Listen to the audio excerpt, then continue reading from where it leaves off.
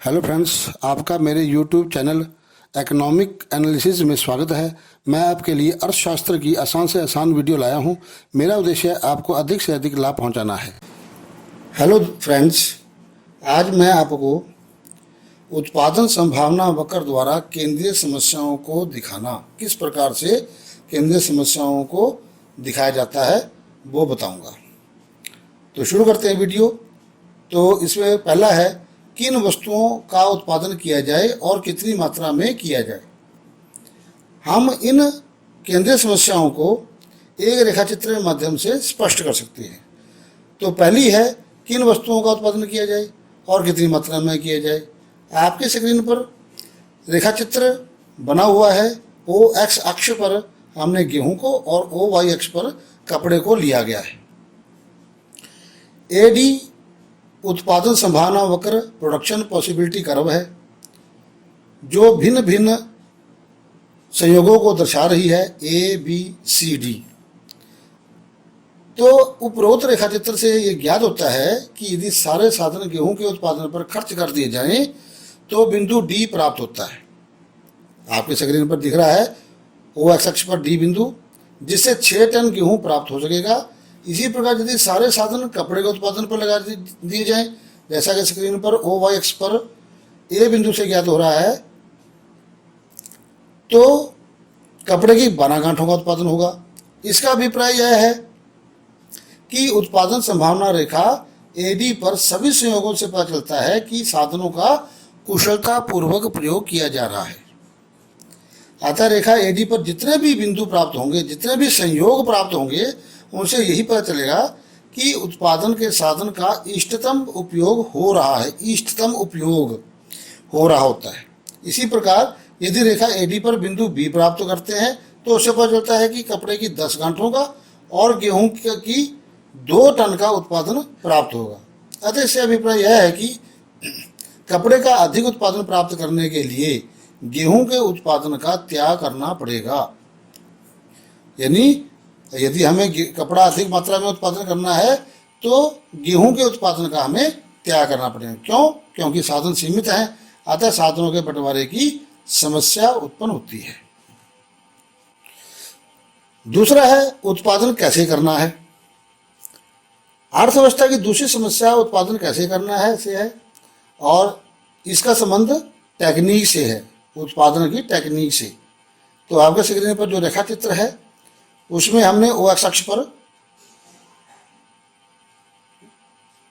गेहूं को और ओ वाई अक्ष पर कपड़े को लिया गया है। तो चित्र से ज्ञात होता है कि उत्पादन कैसे करना है। रेखाचित्र में पीपी रेखा उत्पादन संभावना वक्र को दिखाती है।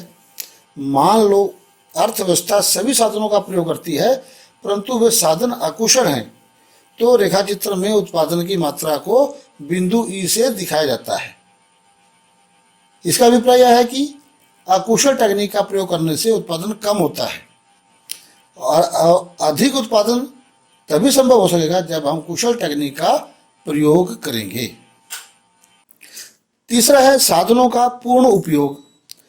साधनों के पूर्ण प्रयोग की समस्या को भी हम एक रेखाचित्र के माध्यम से स्पष्ट कर सकते हैं। आपके स्क्रीन पर एक रेखाचित्र बना हुआ है। तो उस रेखाचित्र में एडी उत्पादन संभावना वक्र है। जब उत्पादन के सभी साधनों का प्रयोग किया जाता है तो एडी उत्पादन संभावना रेखा पर संयोगों द्वारा प्रकट किया जाता है। आपके स्क्रीन पर जो संयोग है, अलग अलग संयोग बनते हैं, जैसे कि पिछले वीडियो में हमने बताया आपको, उसी प्रकार से इसमें भी एडी उत्पादन संभावना वक्र है और उस पर भिन्न भिन्न संयोग बन सकते हैं।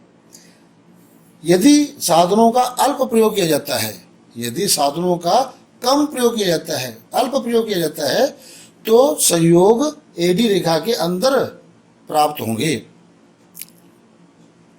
जैसा कि रेखाचित्र में बिंदु एफ और जी से स्पष्ट होता है। इन दोनों बिंदुओं से स्पष्ट होता है कि उत्पादन की अकुशल टेक्निक का प्रयोग किया जा रहा है और अल्प प्रयोग, साधनों का अल्प प्रयोग किया जा रहा है। चौथा है, साधनों का विकास। साधनों का विकास तभी संभव है जब समाज उपलब्ध साधनों में वृद्धि कर सके। इसे भी हम एक रेखाचित्र के माध्यम से स्पष्ट कर सकते हैं। उपरोक्त रेखा चित्र द्वारा समझाया जा सकता है कि रेखा चित्र में एडी उत्पादन संभावना वक्र है। मान लो साधनों में वृद्धि हो जाती है, यदि साधन में वृद्धि हो जाती है तो एडी उत्पादन संभावना वक्र दाईं ओर यानी ऊपर की ओर खिसक कर पीपी हो जाता है।